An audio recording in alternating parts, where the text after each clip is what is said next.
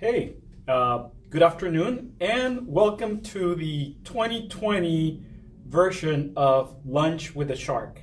We've been a little bit off the grid, but as you know, we're an accounting and tax consulting firm, and we are a little bit busy closing 2019 books and financial statements for our clients and helping them prepare for 2020 and tackling all those tedious tasks that you should not be doing, okay? We're gonna start this year with a very interesting topic. In one of the Peter Drucker books, he says, results are obtained by exploiting opportunities, not by solving problems. That's a very powerful quote and information from him. Today we're going to talk about killing your business.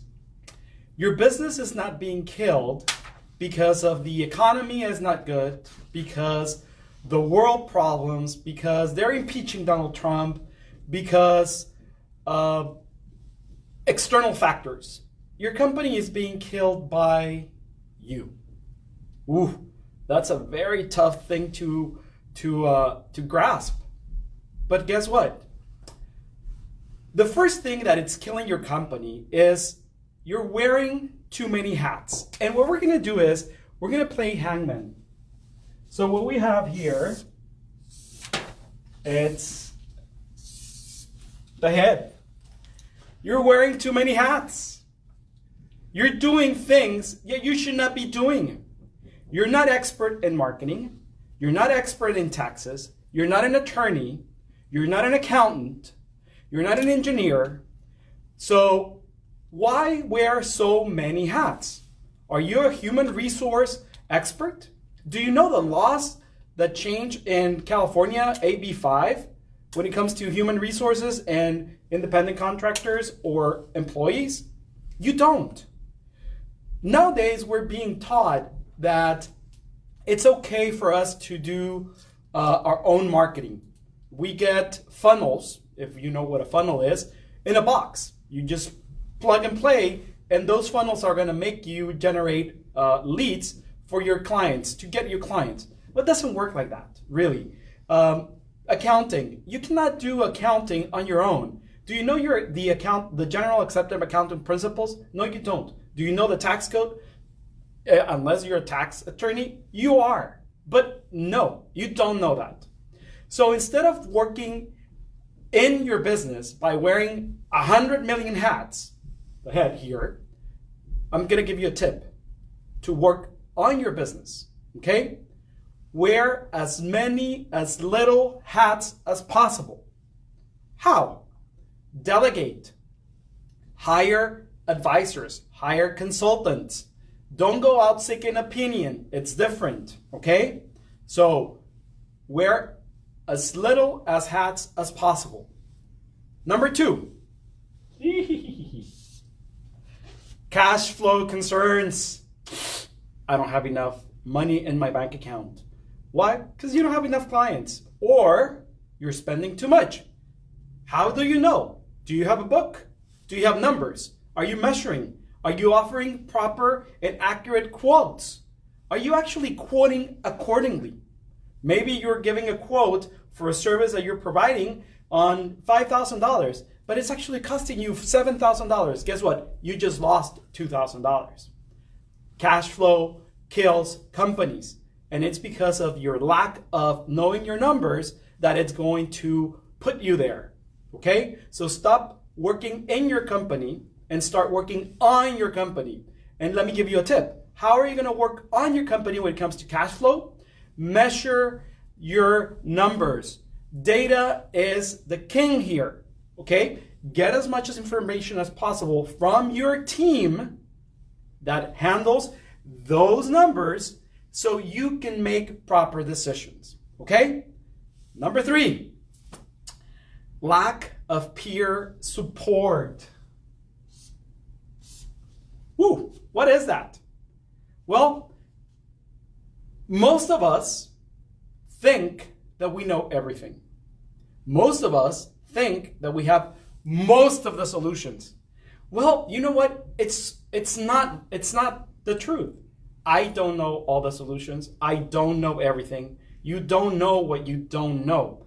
And you hear that phrase on and on and on and on, but it's true. You do not know what you don't know. Peers are people that are your same level. And guess what? They have the same freaking problem as you do. Okay? So belong to a peer community. If you're an engineer, structural engineer, gather yourself with a group of structural engineers that are going to help you solve certain of the problems. And what you're going to realize is that they have the same problems as you do in your own business. Stop working in your business. Start working on your business. The tip here is build an advisory board. Okay? Most top 500 Fortune companies have an advisory board, which is their board of directors.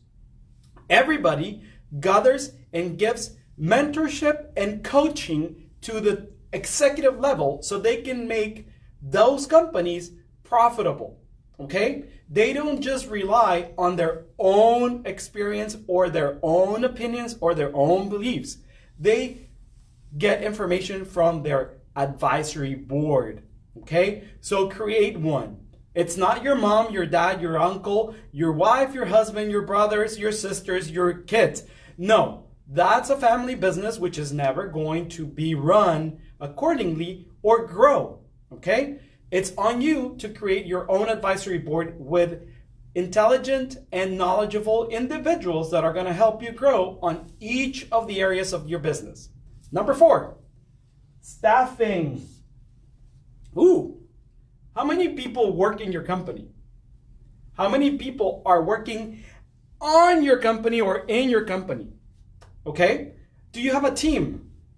No, maybe not. Maybe it's just a one-man show with a team. Do you understand that? A one-man show with a team.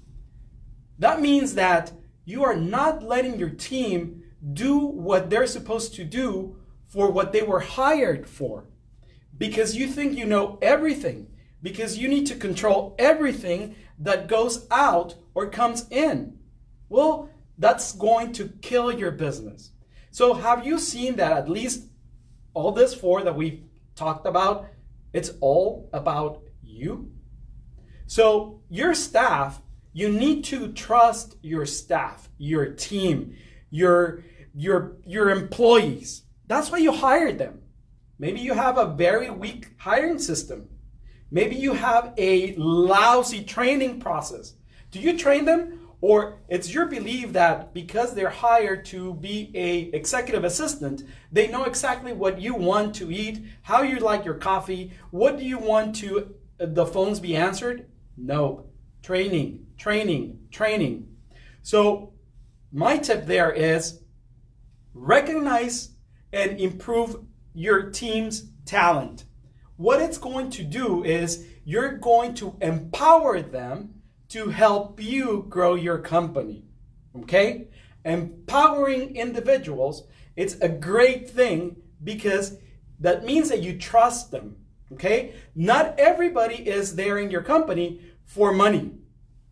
Okay? Do you know what moves them? Do you know what's their carrot, as we call it here at the office?